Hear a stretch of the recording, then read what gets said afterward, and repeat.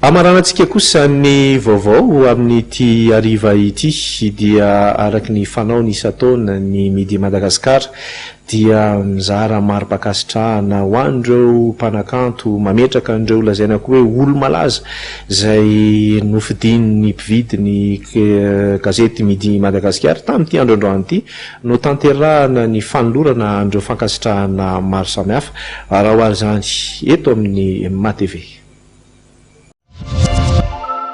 I Midza rakoton'ny indrina Hermiaja no mpanakantony taona voafidy ny mpamaky ny gazety Midi Madagasikara. Ny ekipam-pirenena eo amin'ny Tsipikanety B izay nahazo ny tompondakerantany kosa no teo amin'ny fanatanjahantena. Efa fanao ny orinasa Midi Madagasikara SA moa ny manome loka toy izao isan-taona miaraka amin'ny fankasitrahan'ireo mpamaky ihany koa.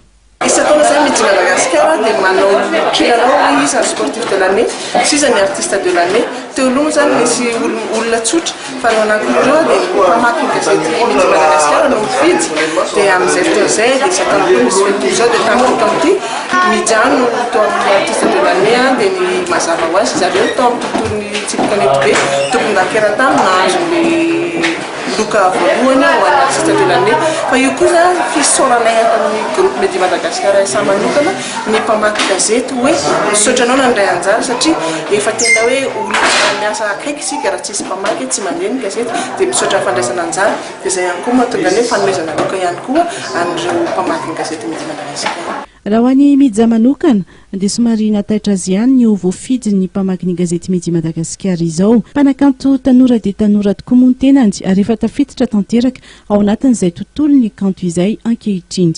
Ny anarako Rakotondrina Hermiaja dia avy amin'ilay miajana tonga ilay Midza. Ilay miajana vadibadika dia za 20 taona dia efa tsy mianatra intsony avy ambany ala za mipetraka dia nanomboka 2009 zany no natao anatin'izay. Nahazo ny anjarany ihany koa ireo mpamaky ny Midi Madagasikara androany sy ho fankasitrahana azy ireo.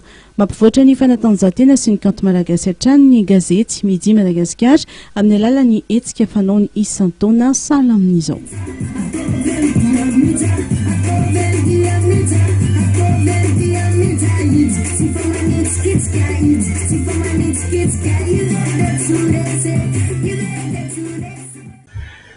Dia izay indray ny vaovao antsika tamin'ity ariva ity tompolasy tompovavy anisan'ny rahanao teo fa mety empitra indray zany ilay datiny faraiky amin'ny 30 ny volana mars anaovana ny permis biométrique sy ny carte grise sécurisée hitanao teo ihany koa ny mikasika ny fandalovan'ny ENAO ireo fandraisana ny tsirambin'ny tanàna rehetra sy ny fahasimpon'ny olona anatitra an'izany fanampiana izany na dia any amin'ny toerana farany lavitra ny hitanao ihany koa mikasika ny vaovao ara-teokarena izay nisy teto amintsika ka dia mametraka ny veloma mandram-peona tompolasy tompovavy.